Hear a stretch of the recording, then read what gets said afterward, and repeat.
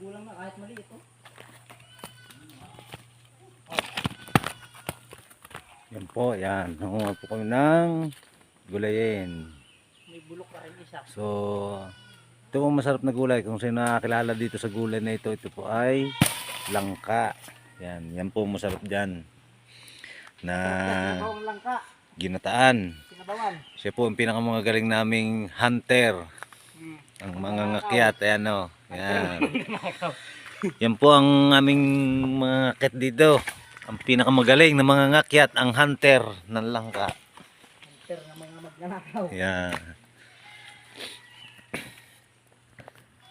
Saradin tayo. So dito po na ito. Wala, ang dami. Pati may balot. Kuha na yan. So ayan po yung aming mga kasama. So